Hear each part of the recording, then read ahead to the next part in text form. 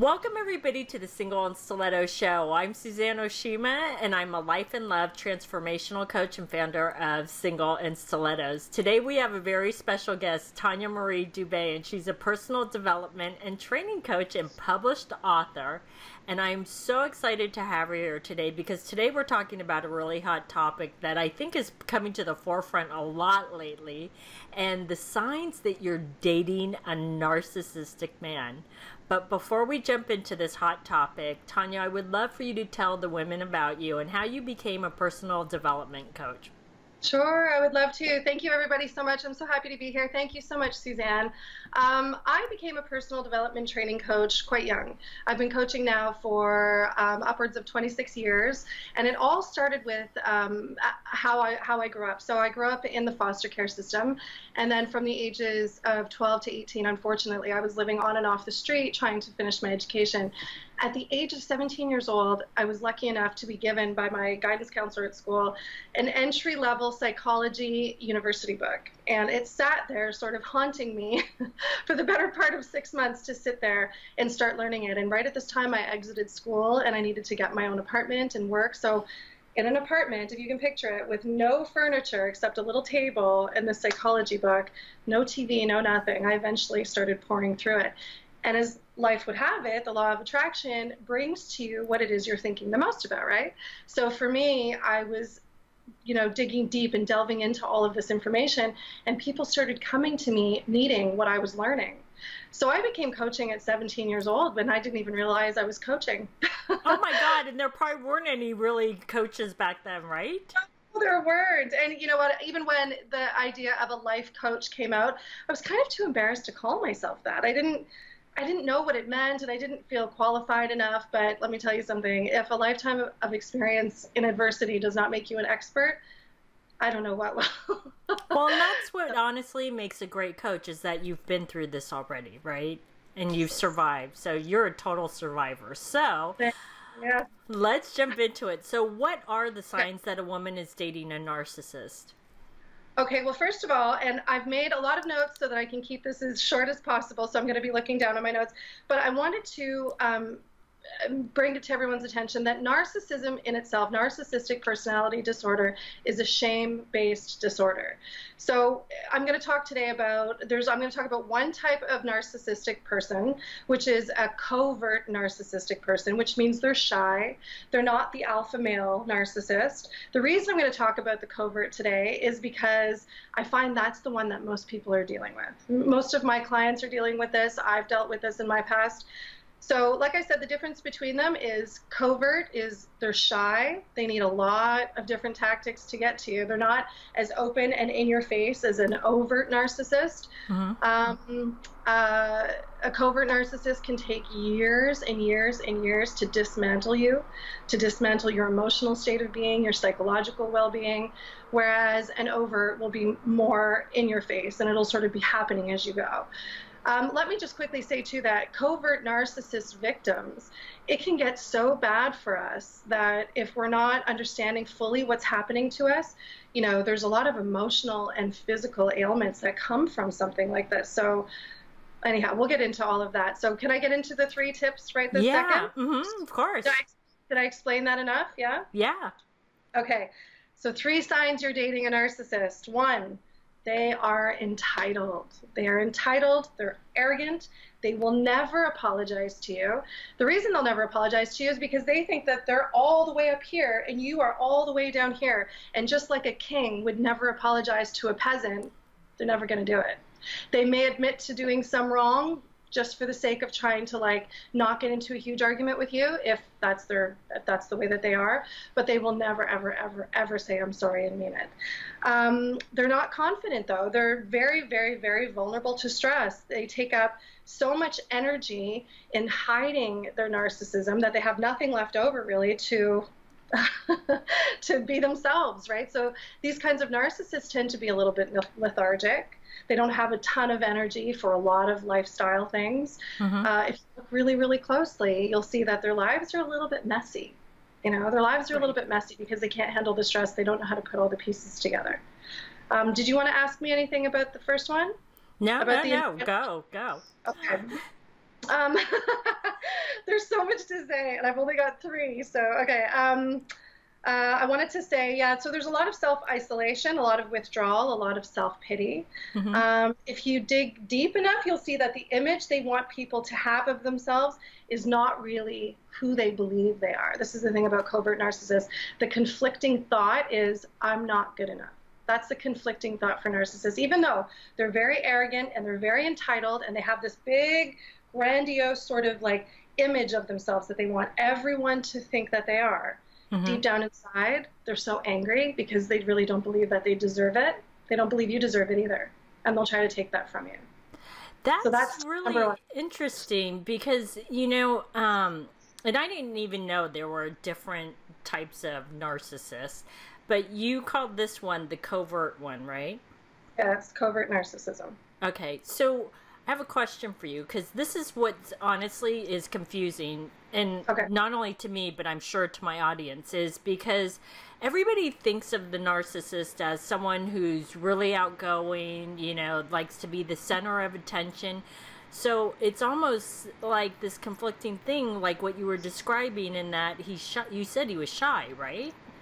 Well, covert will be, the idea behind covert is that they hide it. Like they really do a good job hiding it. So and I'll get into these other two things as well, but they go into this huge thing about how they're such great people and they're rescuer kind of people. And they'll have the kinds of jobs or the kinds of interests in society that make you think they're great people. But what they're really doing is hiding in plain sight. Right? So you're not saying that they're like shy in person. Like, that's not what you're saying. They can be, but you'll see more of that in the home. So if you're not living with them, you're not going to see them fall apart and break down. You're not going to see how they really are very shy and how they really are very vulnerable. But because they'll show you their best version of themselves every chance they get. Right? So you may not see it for a really, really long time, but what you could pay attention to more than anything is how this person is making you feel. You know, one of the big things that come along with being involved in a relationship with a narcissist is that you become this detective. You become this super sleuth, and that's not normal. You shouldn't be looking online for, you know, reasons why your relationship is weird, or reasons why you feel so strange, or you feel so dismantled or emotionally, you know, just all over the place, right? Right. So this is what happens. And for people who don't quite get what it's like to be in a relationship with a narcissist, there's a lot of guilt for the victim as well, because there's a lot of them making you feel like you're stupid and you're not worthy. So there's a lot of rebuttal that comes from the victim back in their face about how smart you are and how strong you are and how could they talk about you this way. And the roles start to reverse a little bit because this is the ammo of the narcissist. The ammo of the narcissist is to make you feel so bad about yourself that you say and you do things that put them above you now. And then you're left with these feelings of, you know, like, how did I get here? What just happened, right? So this is the only thing that narcissists are always looking for. They're looking to feed off of your emotional state of being, your emotional mind. Right, right. Are there any other signs that you're dating a narcissist? Yeah, I've got two more. Okay. We still have time? Yeah. Okay, so they are self-centered. Oh my goodness, this is crazy. They are neurotically self-centered. Everything is always all about them. They will feign listening, they will pretend, but they're not really listening. This is what makes them very bad gift givers, because they're never paying attention to what you actually like, or what you actually need, or what you actually want. So you'll get these random awful gifts from them usually. Yeah, they're very stubborn. They have no respect for boundaries. They're hypersensitive to criticism because that little bit of criticism can ruin this big image that they've projected of themselves. So, you know, if you really want to see if your person is a narcissist, you're going to start picking at, you know, little things, just things that normal, you know, people wouldn't probably get upset about. But you'll ask them the same question two different ways and just watch what happens. It's a very interesting thing.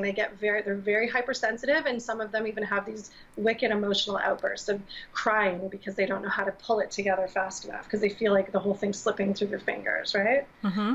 I'm not trying to set anybody up to go set anyone up, but that's a good way to find out. Right. So when they're pushed up against a wall, this leads them to their own victim mentality. So they twist everything that they do around your response. So they can do anything they want and say to you, but your response will probably be, if you're being pushed against a wall, verbally, or physically, you're going to fight back in some way. Hopefully, you're going to say, why do you keep doing this to me? What are you doing? That reaction that you're going to have to their behavior is the thing that they end up holding against you, which is crazy. So when you realize you're in a relationship with a narcissist, you have to understand a couple of things.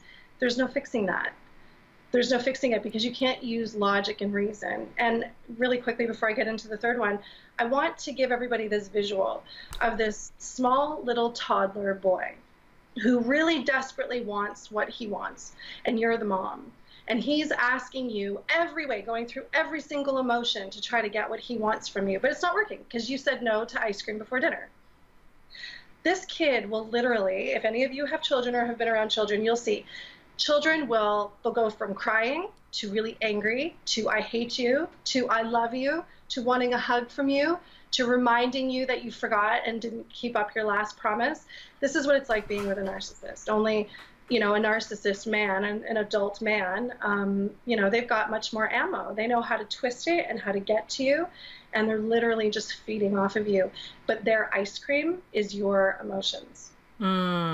Does that make sense? It totally makes sense. It really makes sense. And that was a great analogy. I like that one. Oh, good. Yeah, I know. This is how I've got through past relationships where I've been involved with people who are narcissists.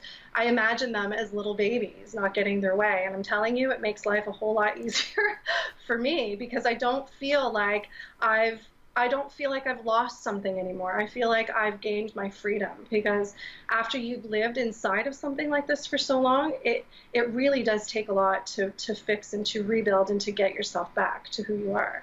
Make no mistake. This is I always call narcissism it's the only premeditated hate crime sort of behavior that goes unnoticed by most, and we can't punish them by law. Right. So we're left with picking up the pieces of this person who is really out to get you. Like they're always out to get you. Right. Yeah. So should I get into the third one really quickly? Really quick. Let's do the third one.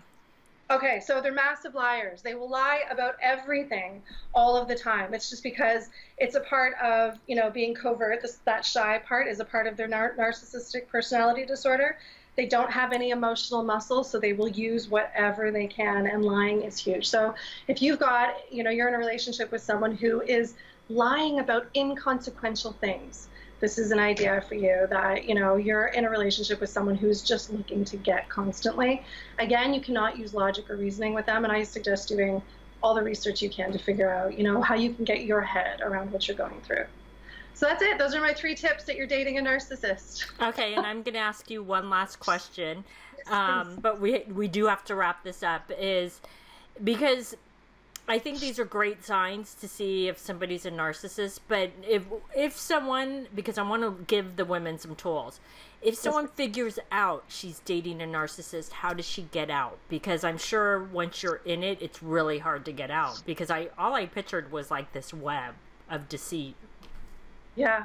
Well, I mean, I've walked away from relationships like this because I've made the decision. And I think if you're a logical and a reasonable person, and I keep using these words because it's what disconnects us or separates us from them, if you're logical and you're reasonable, then you understand that this is not something that's going to be fixed with anything you're going to say or do. As a matter of fact, anything you say or do will then be held against you by this person as an attack on them, no matter how good your intentions are or how badly you want to try to save the relationship. So you can torture yourself for years. This is the conclusion I came to. I can continue to torture myself for years, or now that I know, now that I have an understanding, it's my responsibility to get myself out of there. Right. So this is what I did. Now, really quickly, I'll say, if you are in a relationship with a narcissist, let's say you're going through a divorce or a separation and you've got to keep contact with them, there's a couple of things that I teach my clients. One of them is called pseudo-stupidity. Pseudo-stupidity is going to be your best friend. When dealing with a narcissist, remember, their only intention is to mess with you. That's all they want to do. They'll do it through the kids. They'll do it through false promises. They'll do it through anything that they can, and it'll drive you crazy. But what you do in that instance is you're going to use pseudo-stupidity to distract them.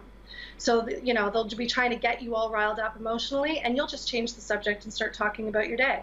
It'll completely disarm them. They won't know what you're talking about, and then you end the conversation because you got to go. What you're trying to do is you're trying to lessen the supply of the emotion to them. And that leads me to another one. So the other technique that I have is called the gray rock method. It's very much exactly the way that it sounds. You're going to make yourself as boring as possible. So if they are sending you texts and emails that have 30 words, you're going to respond with 5. No emotion ever. What you're trying to do is psychologically teach them that they're not going to get their supply from you. Right? And over a period of time, it does take time to get this, to go through this, but over a period of time, that's exactly what you've done. You've lessened it, and you've lessened it as you're adjusting and as you're also learning, and then eventually they will go find it from somebody else. Well, those were some great tips on how to get out and handle them. So, Tanya, I would love for you to tell the ladies about your free gift. Oh, my free gift. Yes. So I am putting on a free webinar, where I'm teaching. I have this amazing topic that I've come up with, the 5 things that can destroy your chances of rebuilding your life after divorce. So this is going to be an hour-long webinar where I'm going to talk about the 5 things that you are going to do to ruin your chances of rebuilding your life. And, if I'm known for anything, it's about getting it together and fixing yourself and taking control over what you actually can control, which is you. So I think Suzanne's going to put everything below for you and the dates and everything. Perfect. Awesome. So ladies, if you would like to get Tanya's free gift, you can click right here below the video to get it. If you're listening to the podcast, you can go to singleonstilettos.com and look for Tanya's free gift. And thanks everybody for joining us on the Single on Stiletto show. Our show is available both in video format and podcast format. If you would like to get the videos, you can go to singleonstilettos.com. And if you would like to get the podcast, you can download it from iTunes. And if you would like to get our free gift, the Secrets About Men video series, you can click right here on the video, or you can go to singleonstilettos.com.